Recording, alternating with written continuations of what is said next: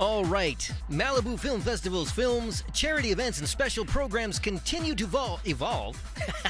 I can't speak English. I really can't. Continue to evolve in support of the arts in your community. And you can help by becoming a sponsor of the Malibu Film Festival. You can check them out at MalibuFilmFestival.com. What am I? MalibuFilmFestival.com, or you can donate at MalibuFilmFestival.com/donate. Must be that ginger, guys. That's like really messing me up today. You gotta get your tongue together, or you might get kicked out of the country, bro. Trump might think you're foreign. Oh, I was wondering where you were going with that. And your accent's not Russian, so I don't think he'll be okay with you.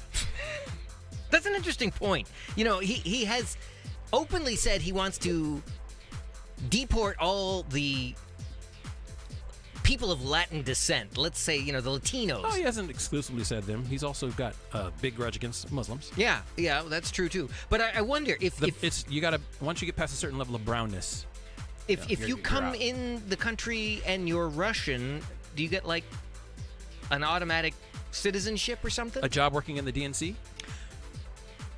The DNC or the RNC? That's how they hack. Oh. I don't think they can put people into the DNC. They did. That's what you think. Well, okay. Anyway, we are back. It's Around Midnight with the Local Boys. I'm Joe Carbonetta. Chevelle Devine sitting here. Todd Fluger right across the table from me.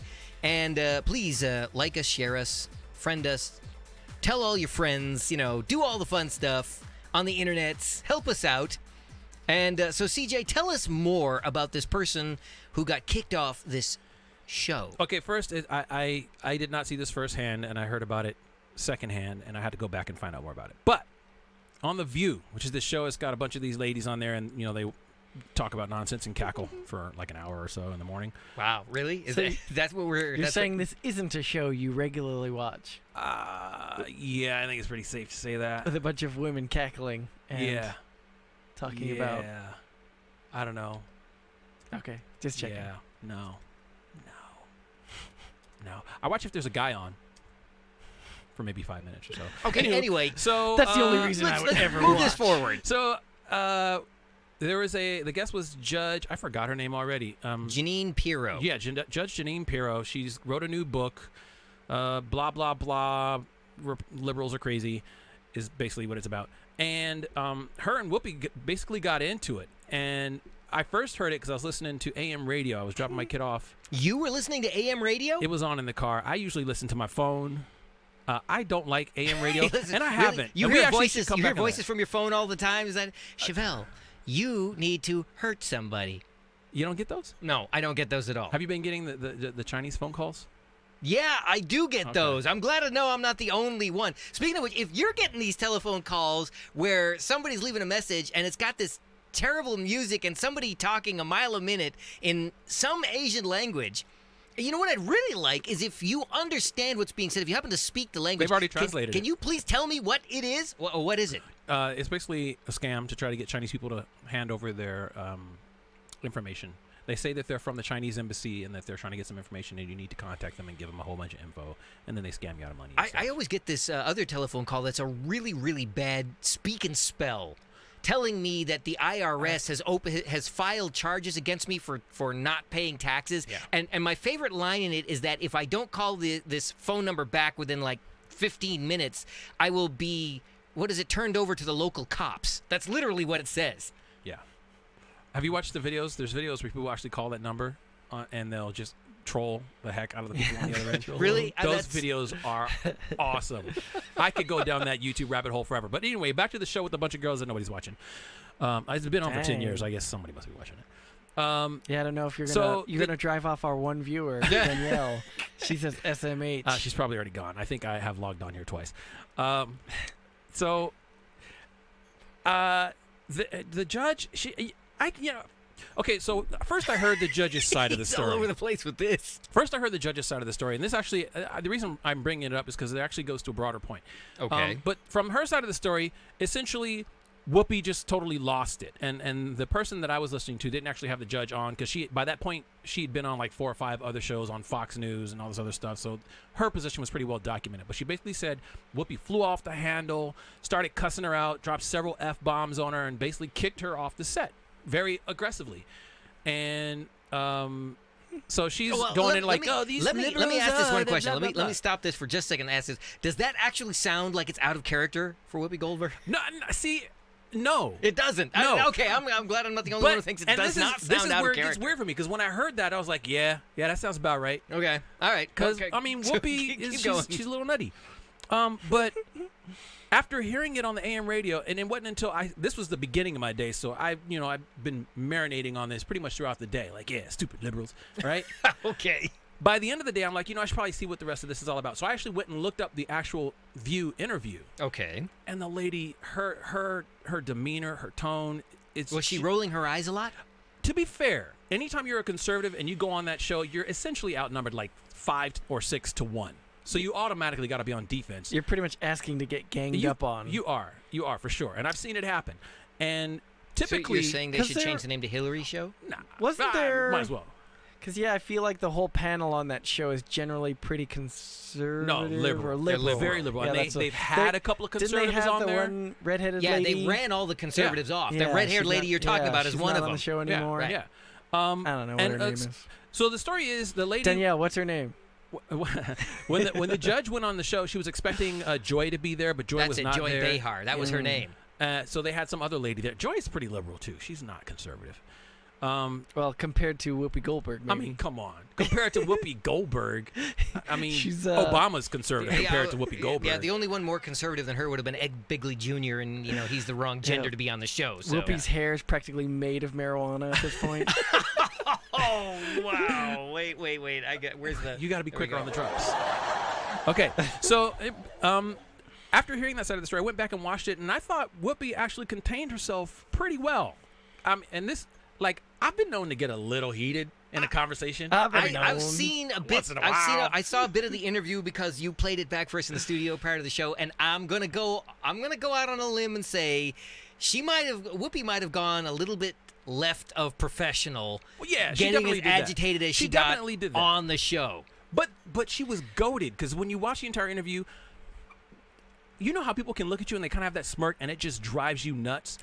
But it started, the point of the show? Yeah, it kind of, especially when you bring those guests in. And what I will say is, to stir things up, get people talking. Yes, but the hosts aren't supposed to lose their marbles. But here's the thing: every conservative on there. I say marbles because I didn't want to say the other word that begins with an S. This show's been on long enough, and they've had enough of these conservatives on here getting it handed to them long enough, where anyone that goes on there, they immediately go on the attack, and that's what this woman did. The Judge Pirro. Yeah, that's what she did. She came out the gate pretty much swinging, and she was poking and she was prodding, and that's part of her whole shtick. Is she incites people. But see, and part of her problem is she's used to being able to have the last word sitting behind the bench. Nobody gets to argue with her. And so in this case, she walked into the lion's den, and so it all went off when she basically said that I don't think she specifically cited Whoopi, because Whoopi was silent pretty much up to this point. She pointed at she did, but she specifically said Trump derangement syndrome, and then the lady to her on the other side of the table was started to say something, but then she basically shushed her and pointed at Whoopi, and Whoopi's like, "Whoa,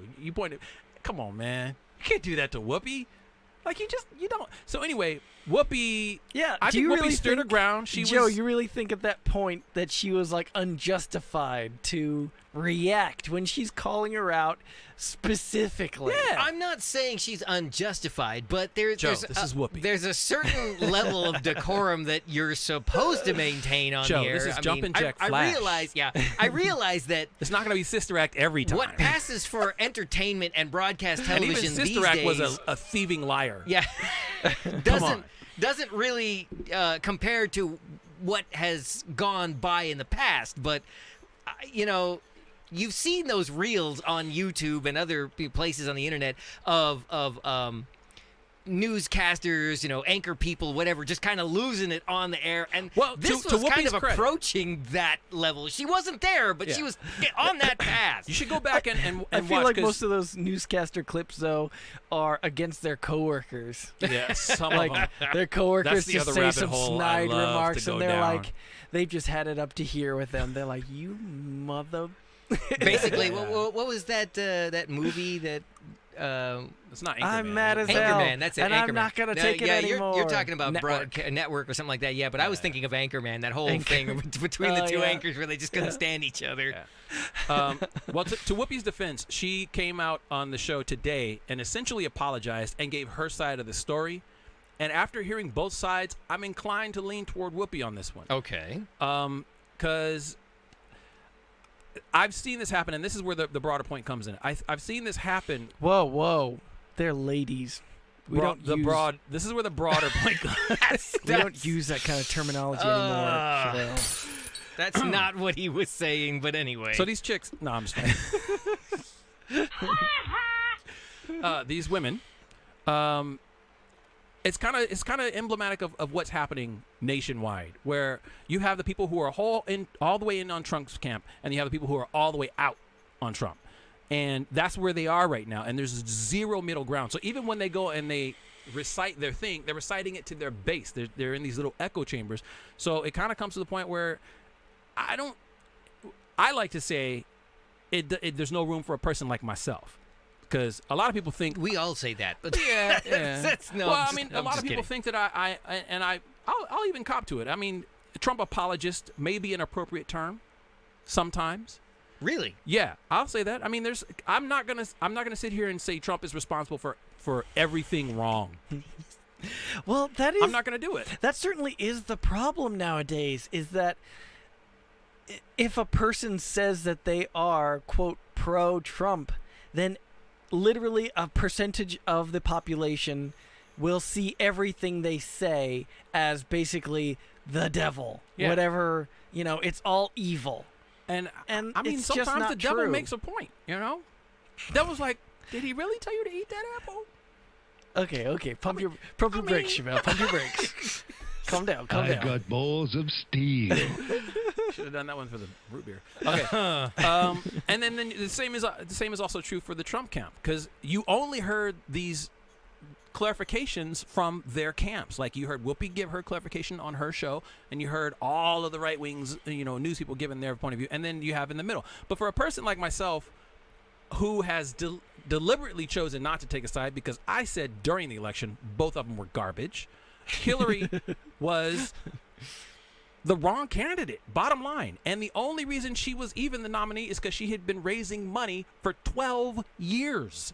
And they were not going to give up that money. She should not have been the candidate, and she was only the candidate because she bought that. Well, it's interesting also, there has been discussion in the last few days that Putin only actually tried to meddle in this election because of his disdain for Hillary. And even he was like, anyone but Hillary. Yeah.